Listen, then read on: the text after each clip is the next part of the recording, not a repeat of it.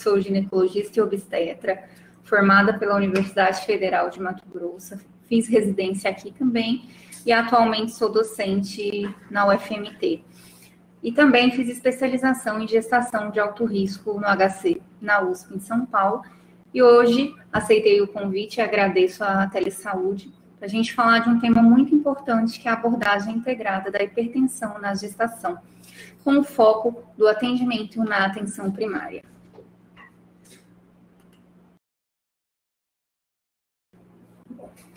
A importância desse tema reside no fato de que a principal causa de morte materna no mundo é a hemorragia pós-parto. Porém, no Brasil, a principal causa de morte materna é a hipertensão. E é uma causa evitável. Por isso, o correto diagnóstico e manejo salva vidas. Bom, a hipertensão na gestação, ela afeta de 8 a 10% das gestantes. É uma das principais causas de morte materna, em torno de 76 mil mortes maternas por ano, e de crianças, né? Seja fetos, seja de crianças após o nascimento, em torno de 500 mil por ano. Tem uma elevada taxa de internação e de morbidade materna. É responsável também por uma alta taxa de prematuridade e de consequências perinatais devido à prematuridade, né? A restrição de crescimento fetal, o sofrimento fetal, necessitando de partos de emergência, né? E também de complicações cardiovasculares futuras naquela mãe que teve pré-eclâmpsia na gestação e naquele feto que foi de uma mãe que teve hipertensão na gestação. E é um tema importantíssimo, porque ele é a principal causa de mortalidade materna no Brasil. Bom, em qualquer cenário, as mulheres que desenvolvem complicações durante a gestação, elas compartilham muitos fatores patológicos e circunstanciais. Enquanto algumas delas morrem, uma proporção delas não morrem, que são as pacientes que nós chamamos, tem um termo que chama near miss, que são aquelas pacientes graves que vão para a UTI e não morrem. Então, a mortalidade, ela é só a ponta do iceberg. Todas as complicações e morbidade dessas pacientes que ficam graves, mas não morrem, ela, né, se perpetua por uma vida toda. Assim, nós devemos saber fazer o diagnóstico correto e o manejo adequado para que essas pacientes não desenvolvam as formas graves da hipertensão. Começando, o que é hipertensão na gestação? Hipertensão na gestação, ela é definida como uma pressão arterial maior ou igual a 140/90, mas é necessário pelo menos 2 medidas em 2 ocasiões, com intervalo de 4 horas. Então, se essa paciente chega para você ali na unidade básica e você faz uma aferição 14/9, 15/9, o ideal é, se for possível, reavaliá-la em 4 horas ou pedir para essa paciente fazer uma monitorização residencial dessa pressão e trazer o controle. Se eu tenho mais de 2, né, pressões arteriais maior que 140/90, essa paciente é considerada uma hipertensa gestacional. Bom, uma coisa muito importante antes de nós entrarmos na classificação da hipertensão na gestação é a técnica adequada de aferição da pressão arterial, né? É uma coisa básica, mas ela é essencial. A paciente tem que estar em repouso de 3 a 5 minutos, em um ambiente calmo, tem que estar em posição sentada, de pernas descruzadas, com os pés apoiados, né? O braço na altura do coração, não ter ingerido café ou alimentos nos últimos 30 minutos e, importantíssimo, selecionar o manguito adequado de acordo com a circunferência do braço. E a gente sabe que em muitos lugares não tem muitas opções de manguito. Para isso, existe uma tabela de correção de acordo com a circunferência do braço, né? Para que a gente... Porque o que acontece? Se você usa um manguito menor do que o ideal, vai superestimar a pressão arterial dessa paciente. Então, a técnica de aferição é importantíssima e sempre dá preferência para o aparelho manual.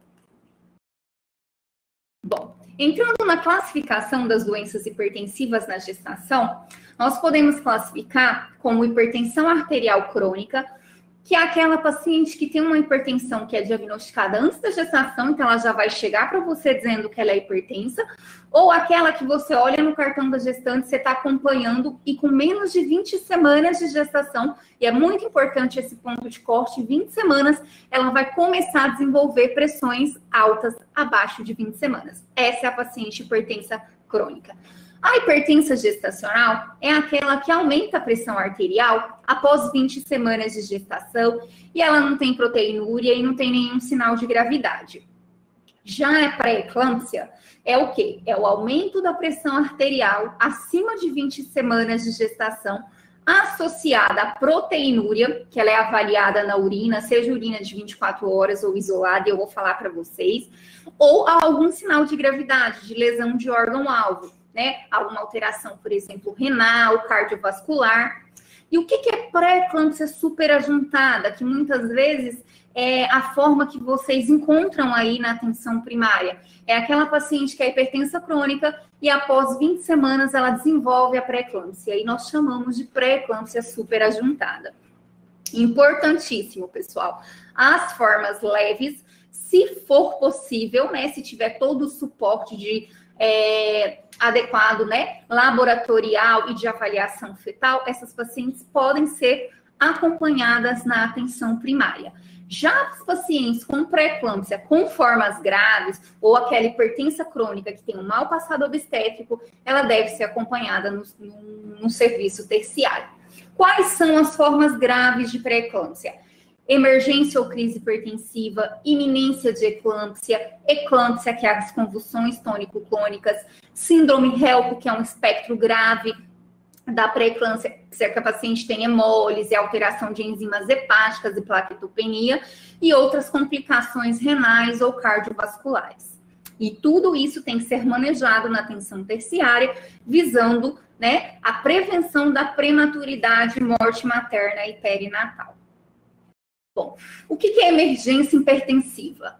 Né? Eu trouxe esse tema e eu acho importante falar, porque muitas vezes vocês vão atender a paciente já em emergência hipertensiva, né? Então, ela tem que ser estabilizada e tido o correto manejo antes de encaminhar para um serviço terciário. Emergência ou crise hipertensiva é uma pressão sistólica maior ou igual a 160 e uma pressão diastólica maior ou igual a 110, que seja persistente por pelo menos 15 minutos. A paciente chegou, você aferiu a pressão. 16 por 10, 17 por 10. Você vai aguardar, deixar essa paciente calma em repouso e vai reaferir. Persistindo esses níveis pressóricos acima desse valor, ela é considerada uma emergência hipertensiva. É muito importante, pessoal, porque a emergência hipertensiva, esse aumento de PA, ele pode provocar o quê? Uma lesão inicial ou progressiva de órgãos-alvos. Quais são os principais órgãos-alvos da hipertensão na gestação? Placenta, né? E aí tem acometimentos no bebê. A mãe, né? Na mãe, o que pode acometer? Rim, fígado, cérebro. Então, é muito importante que a gente bloqueie essa cascata. Né? Então, é um necessário controle imediato para a gente evitar as complicações da hipertensão. Bom, a hipertensão descompensada na gestação, ela já é um marcador que é bem estabelecido de desfechos maternos e perinatais desfavoráveis. Toda hipertensa crônica que engravida, ela deve engravidar preferencialmente com pressão arterial sob controle. Então, é muito importante para você que atende essa paciente na atenção primária e ela diz para você que quer engravidar, deixar ela com medicações para que compense essa pressão arterial, troque para medicações que podem ser utilizadas na gestação, né? Para que a gente previna o desenvolvimento e manifestação clínica da pré-eclâmpsia. Para isso, há mecanismos de prevenção, que é o uso do AS e do cálcio, que eu vou falar de forma detalhada, que é uma das mensagens principais dessa aula de hoje. Bom, prevenir evolução para pré-eclâmpsia grave é importante a gente manter essa paciente controlada, né? Manter os valores de pressão arterial menor que 140 por 90, para a gente ter uma menor chance de ocorrência de emergência hipertensiva e de lesões em órgão-alvo. Quando que eu tenho que iniciar um antihipertensivo na gestação? Essa é uma dúvida muito comum. Toda paciente, o mecanismo fisiológico da pressão durante a gestação, o que acontece? O fisiológico em toda mulher é que no segundo trimestre essa pressão reduza. Então, muitas pacientes que são hipertensas crônicas, na gestação, elas vão reduzir a pressão arterial e às vezes a gente vai até precisar retirar a medicação. Mas para isso eu preciso fazer o controle pressórico, que eu vou mostrar para vocês como é feito de forma ideal. Mas se a paciente chega para você e diz, olha, eu uso enalapril, estou com beta positivo, o que você vai fazer? Você vai substituir por uma medicação que possa ser usada na gestação. Ou você acompanha a paciente, ela veio na primeira consulta, pressão ok, aí ela vem com você com 22 semanas, com uma pressão 150/90. O que você vai fazer? Você vai fazer o mapa pressórico e se esses níveis tiverem acima de 140/90, pessoal, nós devemos entrar com um antihipertensivo na gestação. E aqui é uma mensagem importante. Antes, né, entrava-se com medicações na gestação quando eu tinha uma PA acima de 160/110. Porque eles achavam que se a gente entrasse com níveis inferiores disso, levaria a um hipofluxo e seria prejudicial ao feto. Porém, os estudos mostraram, e aí veio um grande trial, que é o CHIPS Trial, que mudou, né? Foi em 2015, ele mudou toda essa ideia de quando entrar com medicação. Eles viram que quando essa gestante está fazendo níveis de emergência hipertensiva, ela tem uma grande chance de já ter lesões em órgão-alvo. Então, é importantíssimo que nós começamos, né, o antihipertensivo com PAs acima de 140/90. Bom, como que eu vou fazer o manejo da hipertensão na gestação na atenção primária? Se eu tenho uma paciente que ela é hipertensa crônica, ela não tem um mau passado obstétrico, o que é mau passado obstétrico relacionado à hipertensão? Se ela chega para você e fala, doutor, eu tive pré-eclâmpsia na gestação anterior, meu parto teve até que antecipar, meu bebê foi para UTI, fique atenta, essa paciente é uma paciente que precisa ir por terciário. Meu bebê foi menorzinho e eu tive pressão arterial alta, que é a restrição de crescimento fetal. Eu tive um descolamento de placenta, foi um parto de emergência, meu bebê teve que ir até para a UTI, ou eu tive um óbito fetal. Então, se atente a esses desfechos ruins relacionados à hipertensão. Essa paciente, você vai pedir todos os exames e já encaminhá-la para um serviço terciário, tá?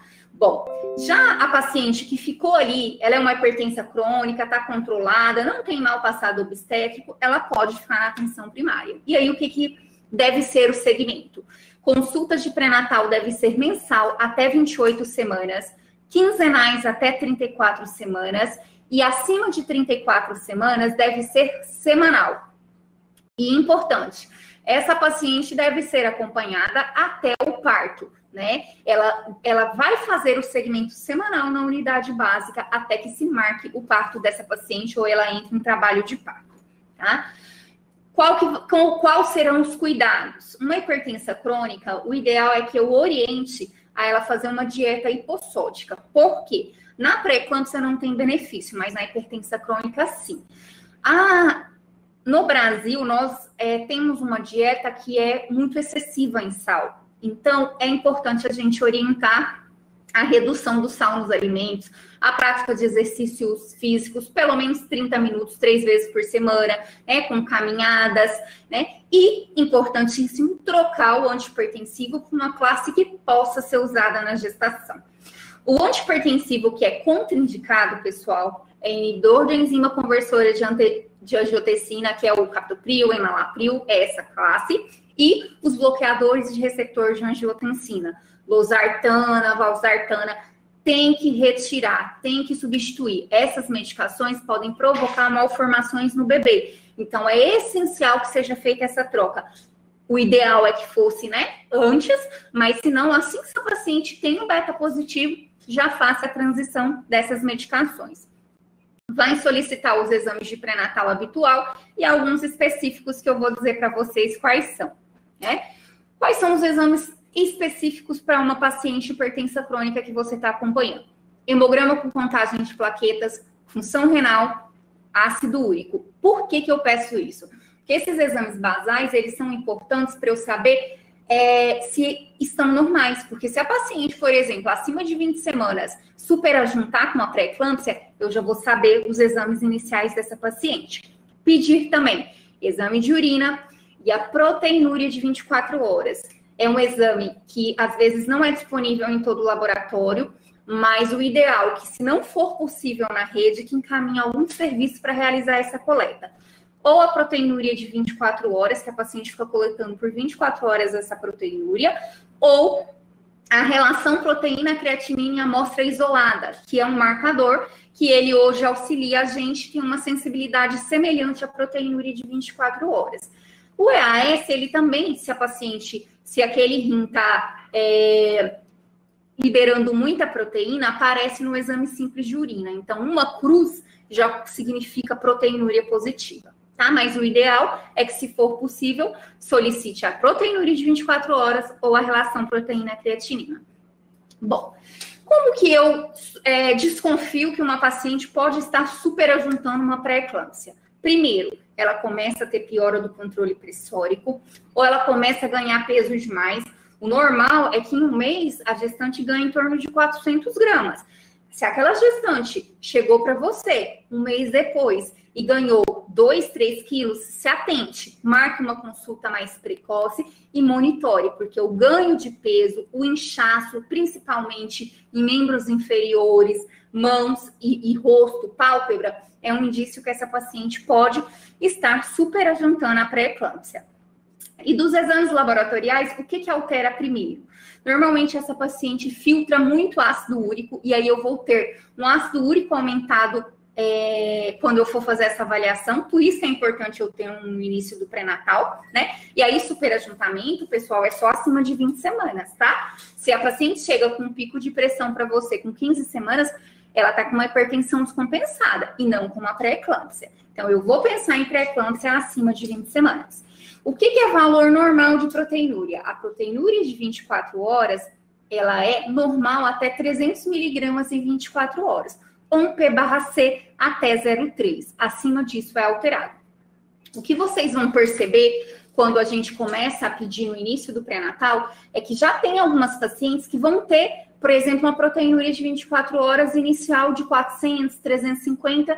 Os estudos mostram que, principalmente a população negra e obesa, elas têm uma filtração, né, renal um pouco maior de proteínas. E se a paciente já tiver lesão em órgão-alvo relacionada à hipertensão ou diabetes, ela pode também ter uma proteinúria um pouco mais elevada. Por isso, é interessante a gente ter esse exame inicial, tá? Se eu diagnostiquei ou estou suspeitando de uma paciente com pré-eclâmpsia superajuntada, eu preciso encaminhá-la para o serviço terciário, porque lá será necessário solicitar exames, e aqui eu trouxe só a título de conhecimento, porque isso aqui deve ser feito na atenção, né, no serviço terciário. Eu sei que podem ter, o pessoal pode estar assistindo, né, que está no interior, e às vezes eu sei que eles têm que estabilizar a paciente antes de conseguir uma vaga, por isso que alguns detalhes da aula eu trouxe completo, para que vocês possam fotografar, caso vocês precisem fazer todo esse suporte antes de transferir a paciente chegar aqui para a gente, né. Toda paciente que ela é hipertensa maior que 5 anos, ela chega para você e fala, eu tenho mais de 5 anos, eu tenho 10 anos que eu sou hipertensa. É muito importante a gente já investigar a lesão prévia de órgão-alvo. Então, o ideal é pedir um eletrocardiograma, um ecocardiograma, um fundo de olho, um ultrassom de rins e vias urinárias, tá? Esse é o ideal para avaliação de pacientes que têm hipertensão há mais de 5 anos. E agora, um dos principais slides dessa aula, podem fotografar, né? Porque isso aqui é muito importante. É uma informação que ela é uma das principais, que eu quero que vocês, que seja a mensagem dessa aula, que são quais as medicações que a gestante pode usar para hipertensão. Ela chegou lá, ela é hipertensa crônica, está com beta positivo e está usando losartane. Eu vou retirar a losartane e vou substituir. Quais são as principais classes de medicação que são primeira escolha de antihipertensivo na gestação? São os alfa-agonistas central, né? E os bloqueadores de canal de cálcio. Normalmente, nós usamos a metildopa, né, como primeira escolha, e a dose é de 750 miligramas até 2 gramas. Gente, importantíssimo isso. A gente pega muita paciente que chega aqui com dose de 250 uma vez ao dia, 500 miligramas dia. Não faz efeito, é subdose. O mínimo que eu vou entrar para essa gestante é 250 de 8 em 8, que é 750 miligramas dia, ou no mínimo 1 grama dia. E eu posso chegar a metildopa até 2 gramas dia. Ah, não, a paciente já usa uma nifedipina ou ela já usa uma lodipino. Ou ela já até substituiu e tá com a metildopa. Eu deixo com essa opção, tá? Essa paciente começou a piorar a pressão e ela já tá com 2 gramas de metildopa e continua fazendo pico pressórico. Eu preciso associar uma segunda droga. Qual que é a minha opção? Primeiro, precisei associar uma segunda droga, essa paciente é de atenção terciária. Tem que encaminhar, mas a gente sabe que pode demorar.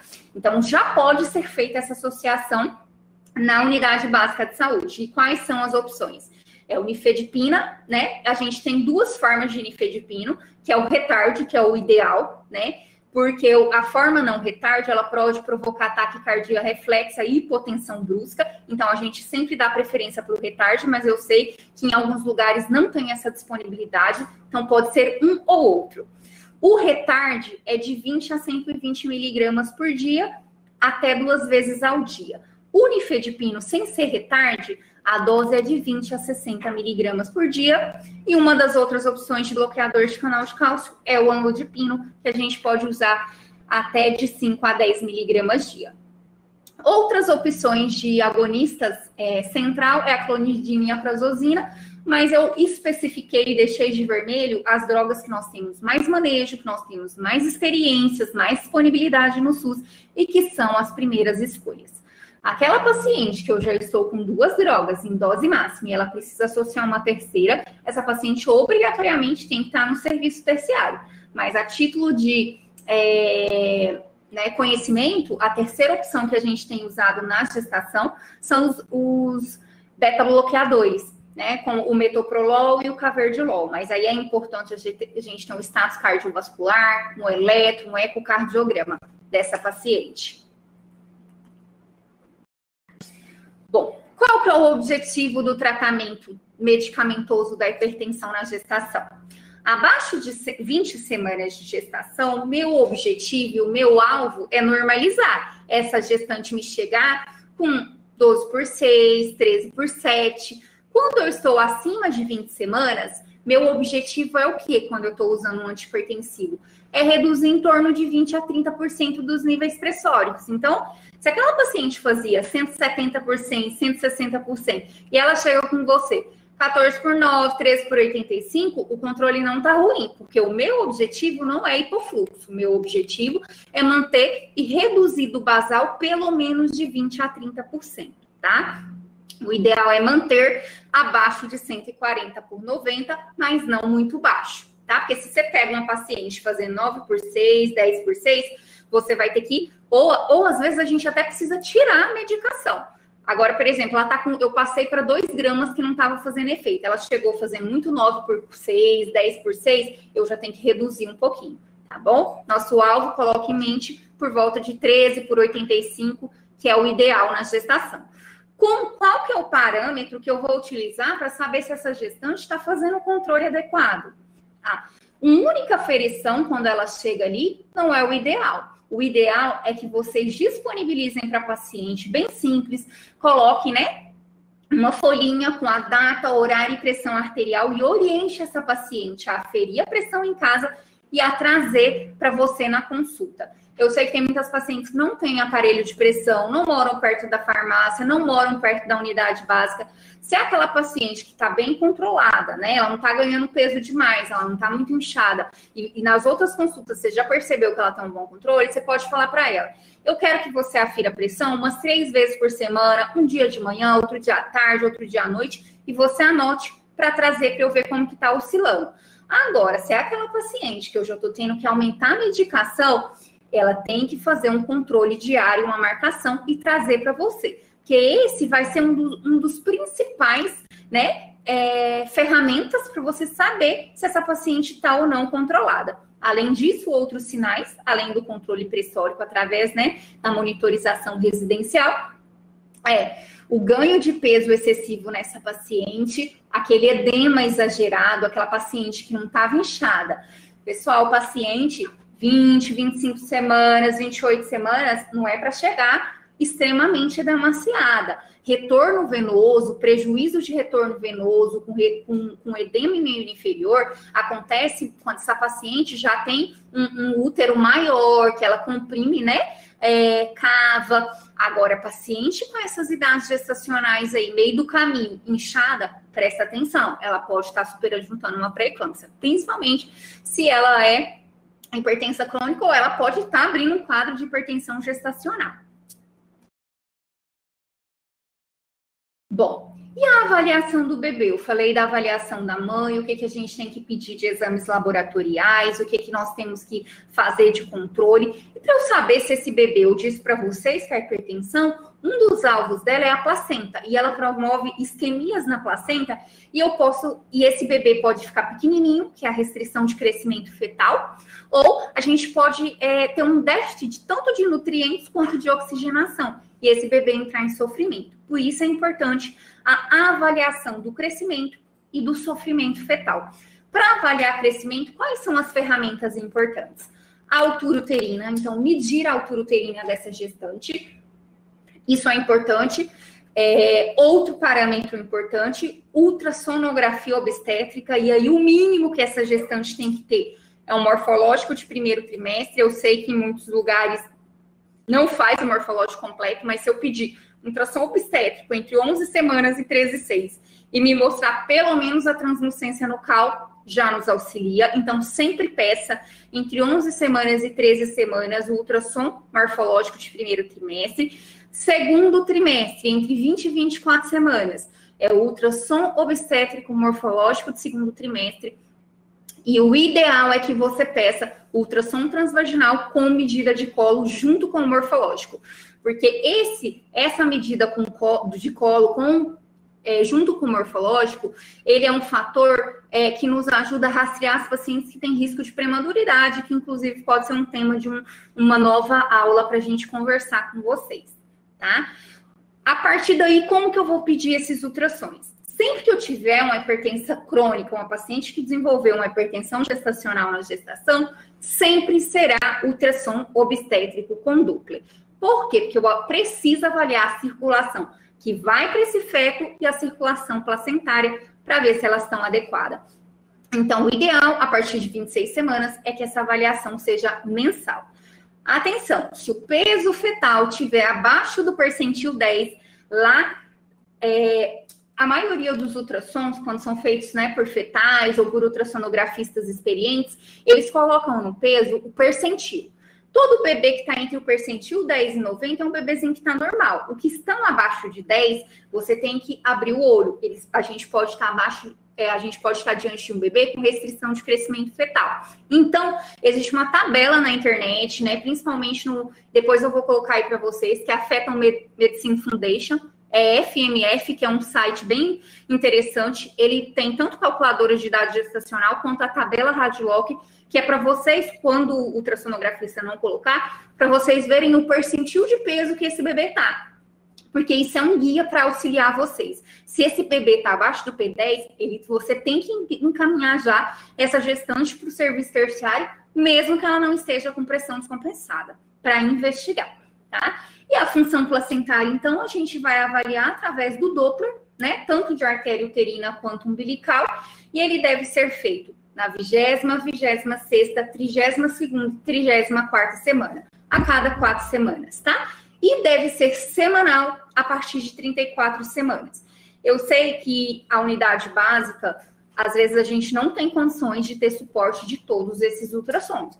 Então, por isso que essa paciente, ela precisa pelo menos ser referenciada para um serviço que consiga dar esse suporte ou pelo menos mandar com uma cartinha, por exemplo, a partir de 34, a paciente, ela precisa fazer cardiotocografia. Cardiotoco, pessoal, ele é um exame muito importante, porque ele vai avaliar a oxigenação, o bem-estar fetal, e ele deve ser feito em toda hipertensa, né? E aí, os serviços terciários, né, Júlio Miller, Hospital Geral, Santa Helena, tem a cardiotoco. É só você mandar a paciente com uma cartinha e falar, ó, a paciente é hipertensa, ela precisa fazer cardiotoco semanal e mandar ela semanalmente para fazer esse exame.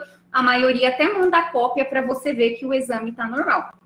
Basicamente, ele é um eletro do coração do bebê e ele vai falar sobre a oxigenação.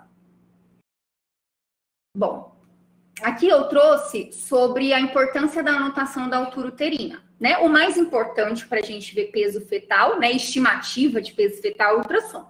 Mas a altura uterina bem medida, ela é um parâmetro que nós podemos utilizar para, né, suspeitar se essa paciente está ou não com crescimento inadequado.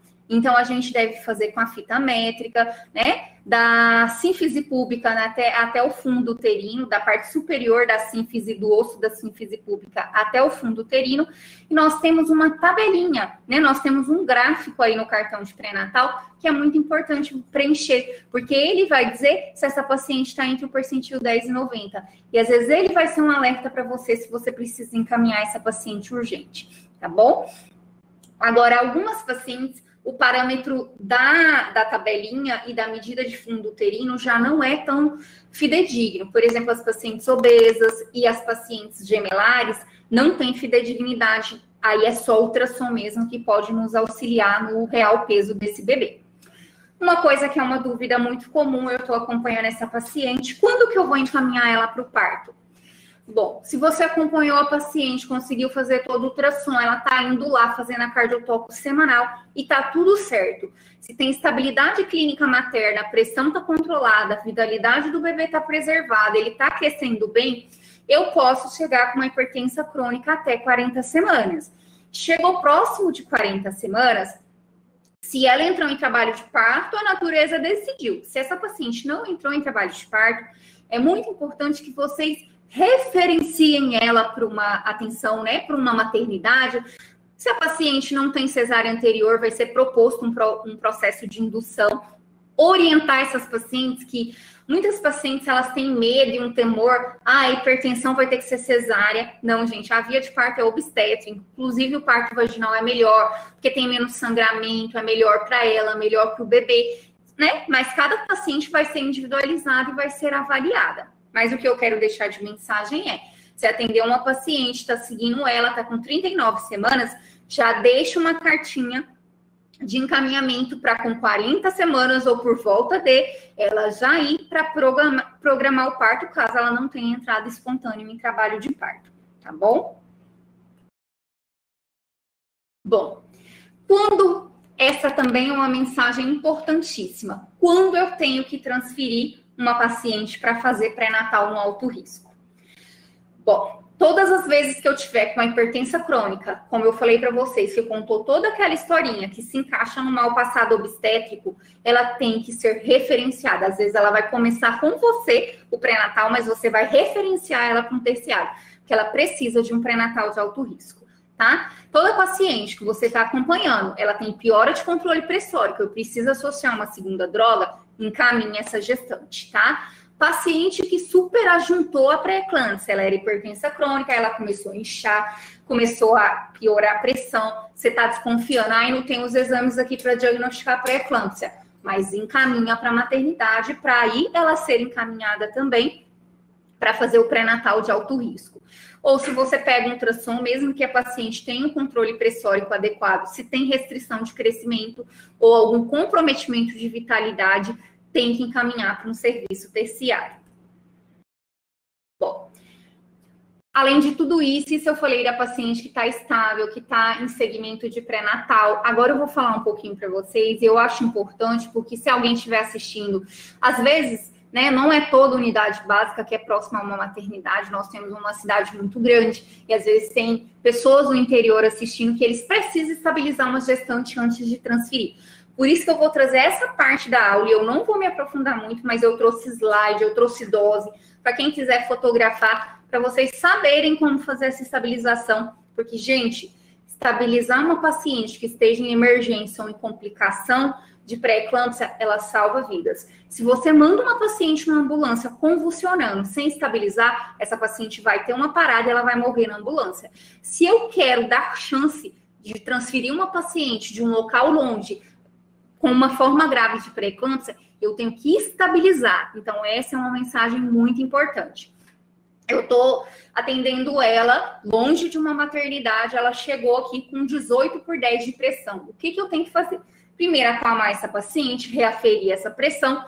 Níveis persistentemente altos, eu considero ela como emergência, mas antes de já ferir, acesso periférico calibroso, 14 ou 16, né? Dependendo da disponibilidade, e estabilizar antes de transferir. Qual que é a minha meta? Reduzir a pressão dessa gestante em torno de 20% a 30%. E aí, se ela tem uns 170, 180, eu vou manter em torno de 14, né, 140 por 150, em torno de 90 por 100 uma diastólica. O que eu vou usar de medicação? Se eu tenho medicação endovenosa, se eu tenho condições de estabelecer um acesso periférico, o ideal é que se faça a hidralazina. Eu diluo uma ampola de hidralazina em 19 ml de água destilada e eu posso fazer 5 ml dessa solução.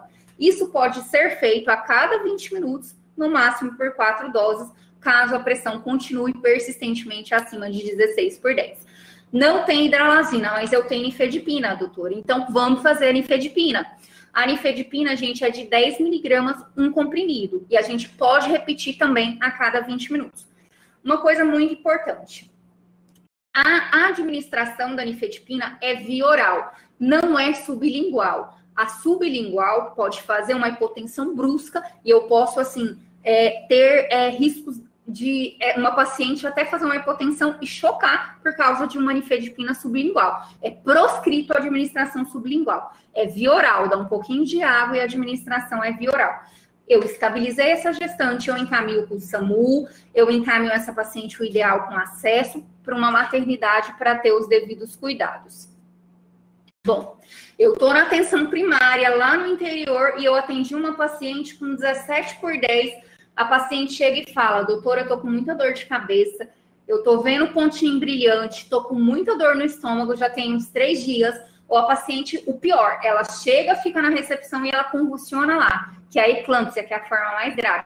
O que vai fazer? Sai correndo, colocar a paciente no carro e levar para a maternidade? Não, nós vamos estabilizar essa paciente antes de transferir, tá? Então, o melhor parâmetro, por exemplo, se eu pego uma gestante convulsionando, o melhor parâmetro que ela estabilizou é quando ela recupera a consciência. Nós estabilizamos ela e aí, lógico, você vai ligar para o SAMU, você vai ligar para a maternidade que vai receber e vai avisar que nós estamos diante de uma paciente com eclâmpsia. Bom, aqui eu fiz, gente, um resuminho de como deve ser o atendimento, né? Sistematizado numa gestante que tem a eclâmpsia. Eu resumi e eu fiz o acrônimo do ABC para vocês entenderem. Alguns desses cuidados não vai ser possível a gente fazer na atenção primária. Aí nós temos que, né, o EFG aqui que eu coloquei, que são exames laboratoriais, monitorização fetal e estabilizar interromper a gestação, isso vai ser feito no serviço terciário, numa maternidade. Mas até ela chegar aqui, eu tenho que estabilizar, né? Primeira coisa, ajuda, um ambiente seguro, posicionamento da paciente. Se a paciente está convulsionando, eu vou posicionar ela em decúbito lateral esquerdo, elevar a cabeça, proteger via aérea, né? Se você tiver cânula de Guedel, coloca para a paciente não morder a língua. Se tiver um catéter ou uma macro com O2, você vai colocar nessa paciente e eu vou simplesmente deixar a crise passar. A eclâmpsia, pessoal, é uma crise tônico-clônico generalizada que ela para. Ela é em torno de 1 a 3 minutos e essa paciente depois vai parar. Depois que ela parar a convulsão, enquanto ela está convulsionando, você vai preparando tudo e só vai proteger essa gestante. Ela parou de convulsionar, 2 acessos calibrosos, tá bom? E o ideal é que, se tiver a disponibilidade dessa medicação, se você está numa atenção primária que tenha medicações, O sulfato de magnésio, pessoal, salva vidas. É uma medicação que o ideal é que todo local que atende gestante tenha essa medicação. Ou se você está no interior, a paciente convulsionou com você, tem que estabilizar antes de encaminhar para a maternidade, tá? As principais drogas para estabilização numa eclâmpsia é o sulfato de magnésio, a hidralazina e o gluconato de cálcio, que é uma medicação que é para sinais de intoxicação, tá? Aqui eu trago ao lado as doses que são ideais, então vocês podem fotografar. Espero que nunca atendam o extremo de complicação, que é a eclâmpsia, mas caso vocês atendam, pelo menos tem um guia do que fazer até essa paciente chegar a uma atenção terciária. Esse slide é para fotografar, é para vocês terem guardado, que aqui a gente fala do sulfato de magnésio, que é uma droga que a maioria das pessoas tem medo de utilizar, e tem que ter medo mesmo, porque é uma medicação que pode gerar toxicidade e até parada cardiorrespiratória. E lembrar que a gente tem doses diferentes, tem sulfato a 10%, a 20% a 50%, e aqui eu trouxe quantas gramas tem em cada um, e o que é necessário para eu sulfatar uma paciente. Eu sempre vou ter que sondar essa paciente com a sonda vesical de demora, porque um dos parâmetros de intoxicação é a redução da diurese, e ter sempre à mão o gluconato de cálcio, que é uma medicação para intoxicação, caso essa gestante venha a ter. Aqui eu trouxe o esqueminha que a gente usa aqui no Júlio Miller, que é o endovenoso, mas como a gente está falando de atenção primária ou de estabilização para transferência, nós vamos utilizar esse esquema aqui, que é o Pritchard, que é um esquema que a gente faz intramuscular, porque eu vou estabilizar, fazer intramuscular para ela ser transferida. Eu jamais faço sulfato de magnésio, e tem que ser sempre em bomba quando for EV, tá, pessoal? Eu jamais mando uma gestante com sulfato na ambulância em bomba. Sempre use o esquema intramuscular quando você for fazer a transferência dessa gestante. Aqui tá as doses e tudo certinho como que deve ser feito antes da transferência dessa gestante. Bom, o importante dessa aula que eu quero deixar para vocês de mensagem é: a maioria das mortes maternas por hipertensão podem ser evitadas se nós tivermos um plano de ação adequado, um diagnóstico oportuno e um diagnóstico correto e um manejo adequado.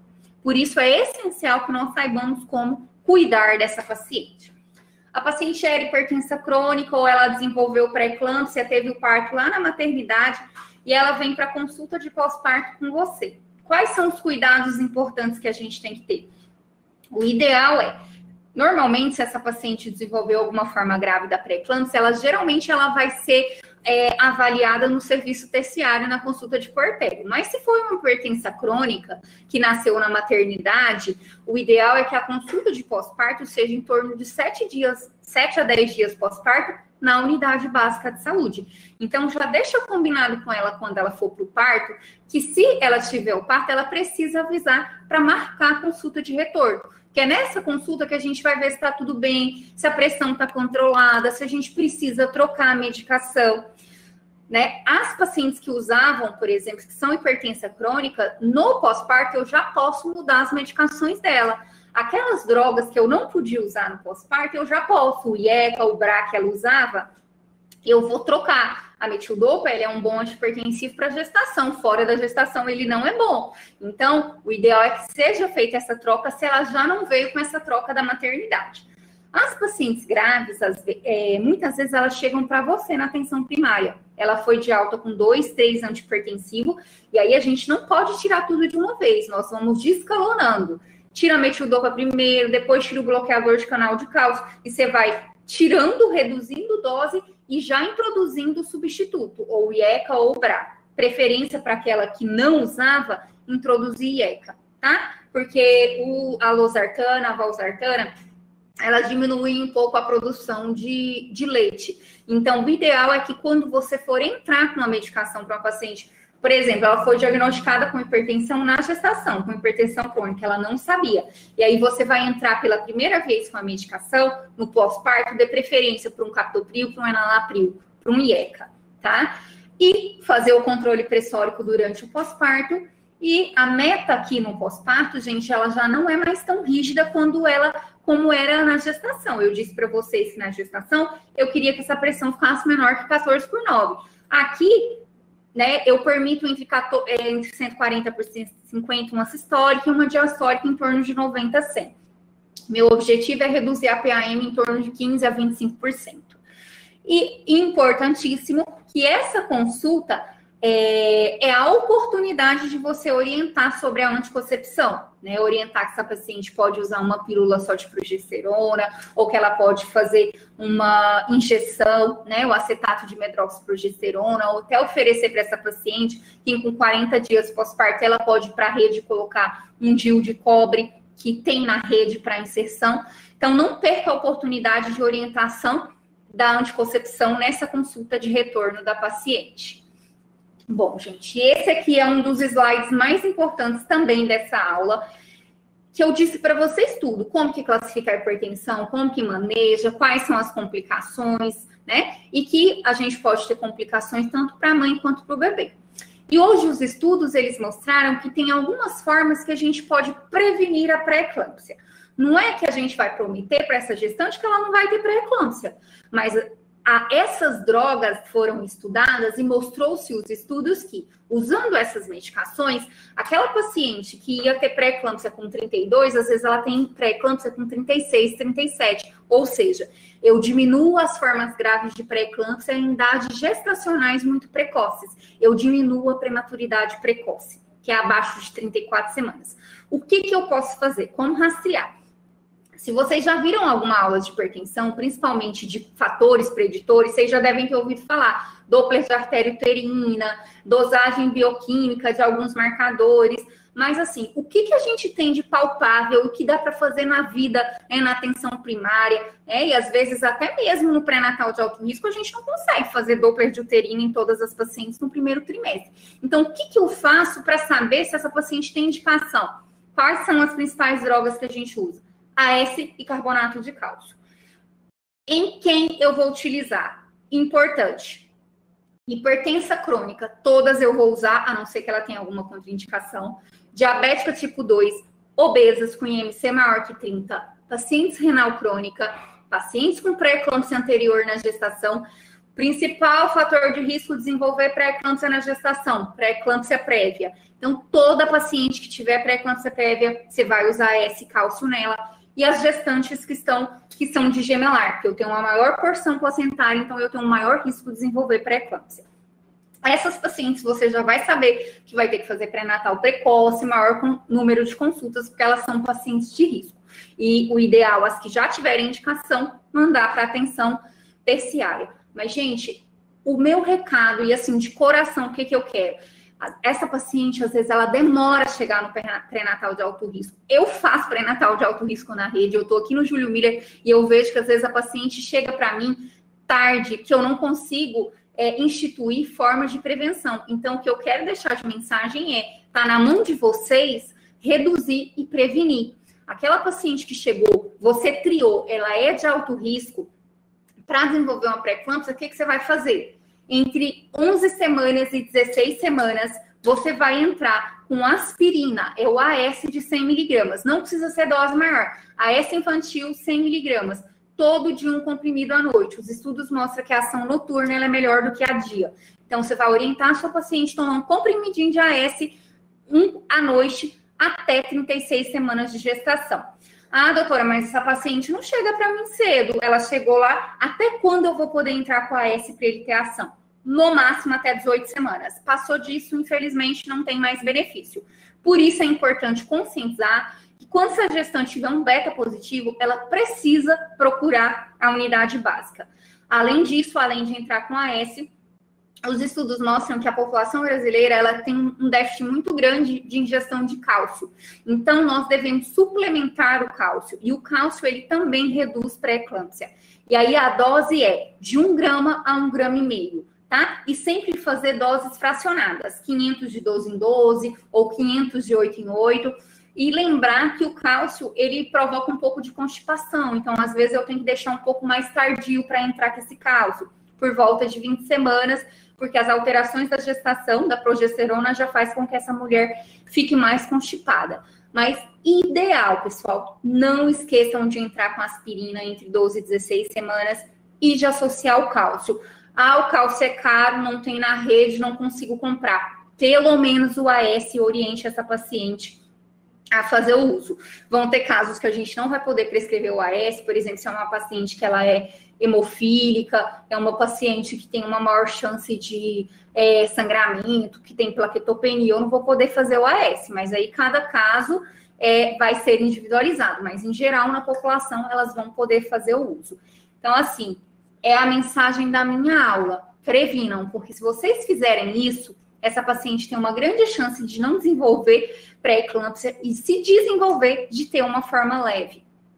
Bom, a minha mensagem da aula é essa, gente. Eu acho que o principal e a mensagem que eu quero deixar para vocês, a gente manejar de forma adequada, fazer o diagnóstico correto, encaminhar essa paciente no momento certo, prevenir, orientar ela, explicar que ela fazer o simples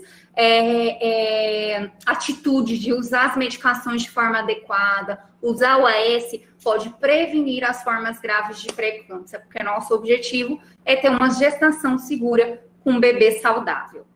Muito obrigada. Nós que agradecemos a brilhante aula que você acabou de apresentar. Nosso muito obrigado. Tivemos várias perguntas.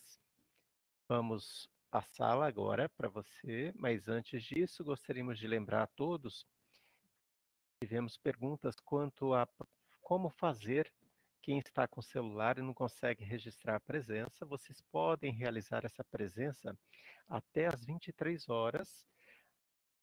Inclusive, assim que finaliza a aula, nós mudamos o link de acesso na página do Telesaúde e a gente deixa ativo o link para o registro de presença. Então, esse link, após a web, vai ficar disponível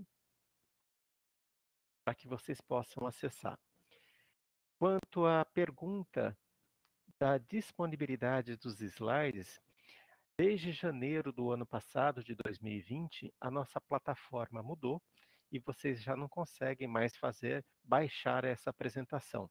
Porém, nós deixamos gravado, está disponível em nosso canal no YouTube. Vocês podem assistir quantas vezes quiser, pausar, tirar fotos, que ela diz que vários slides poderiam tirar fotos. Então, fica disponível em nosso canal, o Teleeduca Mato Grosso, no YouTube.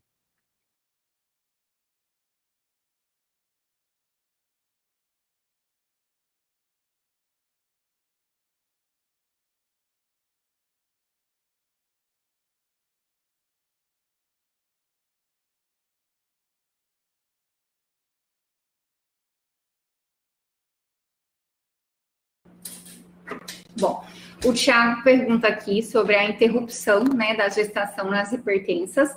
Então, vamos lá. Eu trouxe aqui a referência que eu usei, né? A gente pode chegar, se ela estiver controlada e a vitalidade estiver mantida, até 40 semanas. Mas hoje nós já tivemos a tendência é que mude um pouco isso. E aí como era uma aula para não obstetras, eu falei do geral, mas é algo importante, porque eu sei que às vezes vocês estão ali e vocês têm que fazer esse manejo, tá? Tiveram 2 grandes trials de estudos que foram o Hyptat 1 e 2, e eles compararam as pacientes que foram hipertensas leves, a interrupção com 40 semanas e a interrupção com 37. E aí, hoje, o que eles dizem? Paciente mesmo leve, acima de 37 semanas, se ela começa a fazer níveis pressóricos um pouquinho mais elevado, você já pensa, vou ter que associar uma droga, não é para eu chegar a 40 semanas. Acima de 37, que é termo, eu posso fazer a interrupção. Não precisa ser cesárea, a gente pode fazer uma indução. E aí, algumas sociedades, né, como a COG, Sociedade Europeia, antes falava da interrupção com 34 semanas para as formas graves para a gente aqui na maternidade. Hoje, o que eles falam? Se eu tenho uma gestante que ela está aí seguida, ela está internada, porque toda vez que ela é uma pré-eclâmpsia grave com mais de 2 drogas, ela vai estar internada, e eu consigo, o ideal, eles compararam as que eu interrompi com 34 e as que eu cheguei a 37. Se eu tenho um serviço que consegue monitorar, eu posso tentar levar as grávidas até 37, para evitar as complicações da prematuridade com 34. Mas se eu tenho ali uma gestante no interior, que ela tá grave, com 35, 36 semanas, gente, ela já é uma pré-eclâmpsia grave, eu não vou ficar esperando o termo se vai ter, né, ficar esperando chegar a 37, se vai ter mais comprometimento. Alguns serviços, por exemplo, a paciente chega com você com 38 semanas, ela é leve, mas ela começou a inchar demais. Que benefício eu vou ter? A paciente ficou a gestação inteira e eu vou entrar com medicação acima de 37? Não. Se a paciente desenvolveu doença hipertensiva da gestação acima de 37 semanas, é parto, gente. É indução, é parto cesáreo se ela for iterativa. Eu não vou entrar com medicação acima de 37. Agora, se ela usa já a medicação, eu posso ajustar a dose desde que a vitalidade do bebê esteja ok e que ela não tenha sinais de comprometimento nos exames, que não tenha hemólise, por isso eu preciso. Toda vez que eu acho, por exemplo, uma gestante acima do termo, que ela piorou o controle pressório, que ela inchou demais, ela tem que ir para a maternidade para fazer toda essa investigação. Mas muito obrigada, inclusive, Tiago, por essa pergunta, porque ela é importante. Para vocês que estão aí com as pacientes, eu sei que vocês ficam com muitas pacientes, às vezes, graves que deveriam ter chegado aqui para a gente, elas não chegam, né, por um problema que a gente sabe que tem de regulação, que as pacientes não chegam.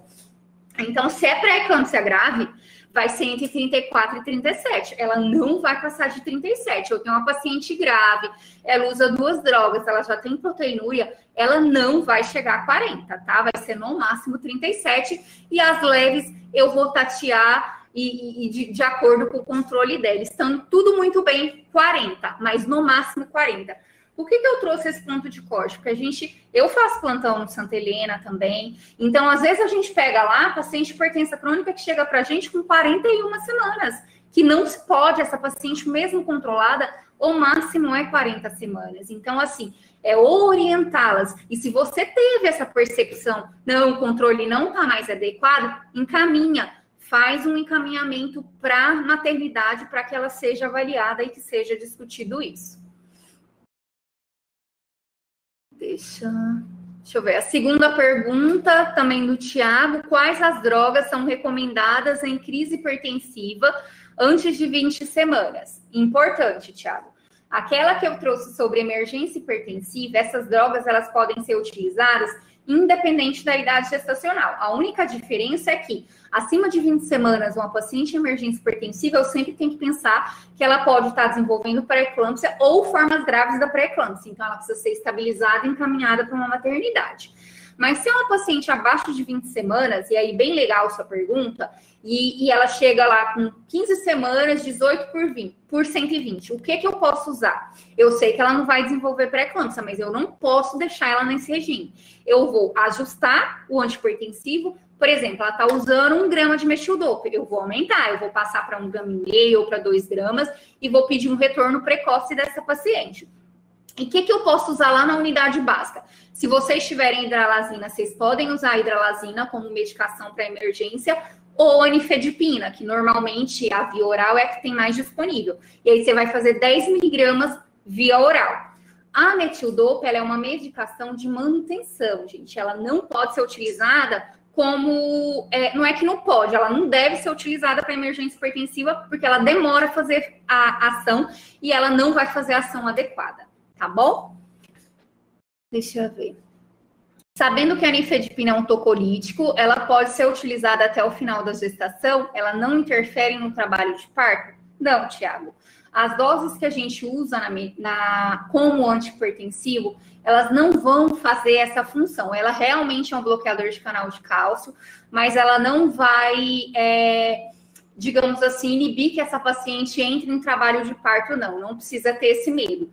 Tem, inclusive, serviços que dão preferência para o bloqueador de canal de cálcio como primeira escolha. Mas aí, alguns, por exemplo, São Paulo, eles não usam metildopa como primeira escolha. Eles usam bloqueador de canal de cálcio e usam o amlodipino, tá?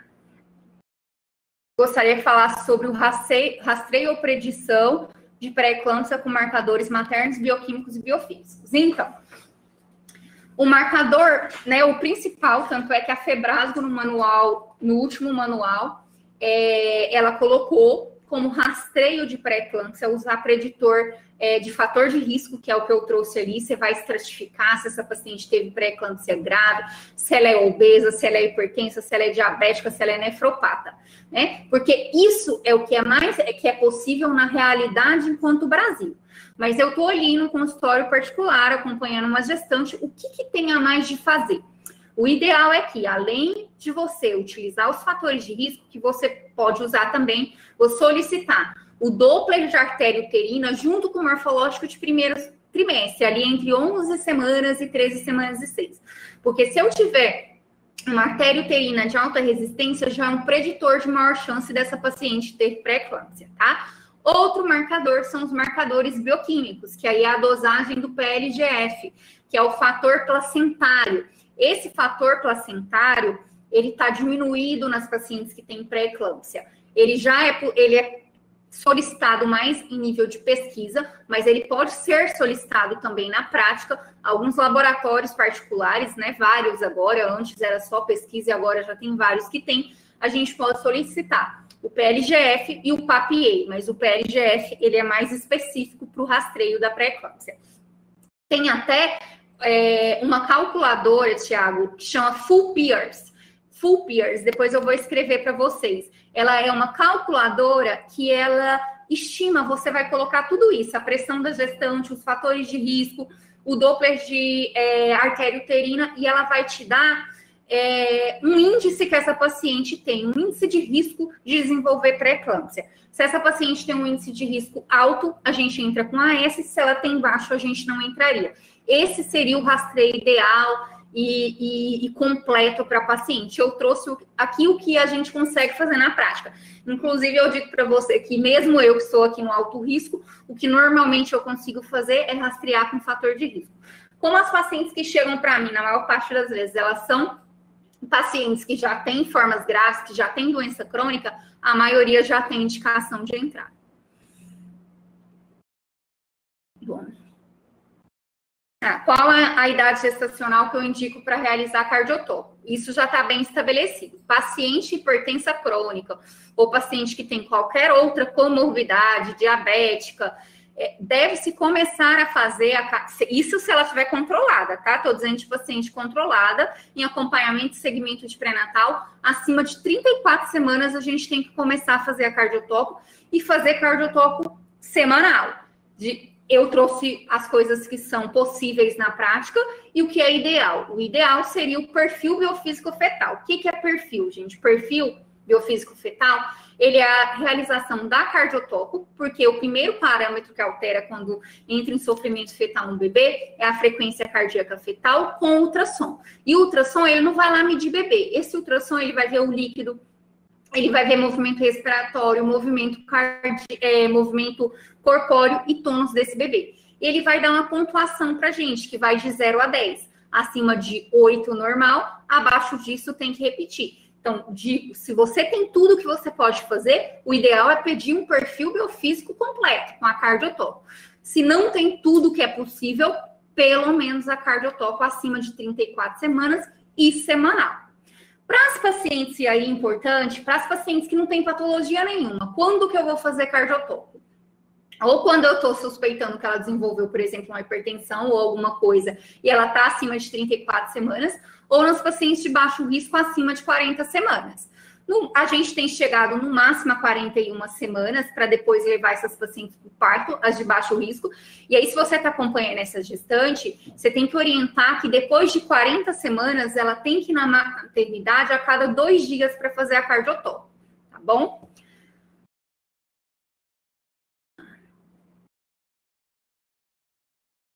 Aqui indicam a interrupção com 39 semanas em caso de hipertensão crônica sem gravidade, em caso de pré-eclâmpsia, 37 semanas. Gostaria que falasse mais sobre isso. Então, cada paciente é uma paciente. Se tá tudo certo, é uma paciente que é hipertensa crônica, tudo ok, ou é uma doença hipertensiva da gestação leve, no máximo eu vou chegar a 40, mas se teve algum fator, eu posso sim interromper antes. Uma coisa importante, Se eu tenho uma paciente iterativa, o que é isso? Ela tem mais de 2 cesáreas e ela vai fazer cesárea no próximo parto, a cesárea dela vai ser marcada a partir de 39 semanas. E se ela já é hipertensa crônica, eu não vou deixar essa paciente chegar até 40 semanas. A cesárea dela vai ser marcada com 39, porque primeiro ela não pode ter um parto normal, porque ela já tem 2 cesáreas anteriores, né, que é o que classifica a iteratividade, e ela ainda tem uma doença crônica. Apagou as outras. Tem mais alguma pergunta?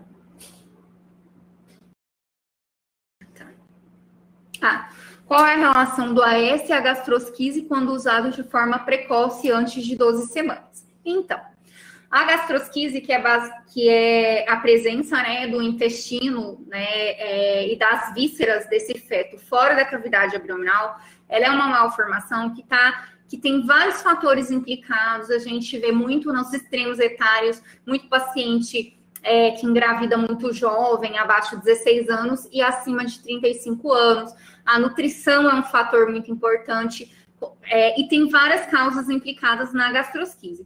O AS especificamente, apesar de já ter sido publicado alguma coisa, não se provou que ele tenha relação com a gastrosquise, tá? Tipo assim, eu usei AS e vai causar gastrosquise. Até porque eu entro para o uso do AS quando esse bebezinho já está formado, né? Toda essa parte embriológica de formação, de passa de embrião para feto, é até 8 semanas. E eu entro com AS a partir de 12 semanas. Entre 12 semanas e 16. Eu não entro antes, tá bom? Até porque, por que eu não entro antes? E aí foi boa a sua pergunta para eu orientar para vocês. Primeiro, eu tenho que ter o diagnóstico certo, eu tenho que saber a idade gestacional, eu tenho que saber se essa paciente tem contraindicação. E, por exemplo, eu tenho que ter certeza que essa gestação está dentro do útero, que vocês já ouviram falar na gestação ectópica, que é quando eu tenho gestação, por exemplo, na tuba. Se essa paciente tiver uma ectópica, eu entro com AS sem saber se essa gestação está intraútero, ela pode romper aquela ectópica e eu tenho uma medicação que já é um antiagregante plaquetário que vai piorar o sangramento dessa paciente. Então, eu tenho que ter certeza que essa paciente está gestante dentro do útero. Por isso, né, e por vários outros motivos que a gente começa a partir de 11, 12 semanas e no máximo até 16, 18 semanas. Porque aí é uma dúvida muito grande, às vezes os residentes, professora, a paciente chegou com 23 semanas, vamos entrar com a AS? Não. O que os estudos mostram que tem benefício é a gente entrar entre 12 e 16, no máximo 18 semanas. Bom, eu quero agradecer a todos, né? Primeiro ao Telesaúde pelo convite da gente falar sobre um tema tão importante, mesmo, né? A Covid na gestação é muito importante, nós até propomos uma aula, mas nós não podemos deixar de falar dos outros temas, e a hipertensão na gestação é importantíssima. Então, agradeço pelo convite e a todos que vieram aqui, participaram da aula, tiraram dúvida, né? São sempre muito bem-vindos e eu agradeço, e qualquer coisa eu estou à disposição.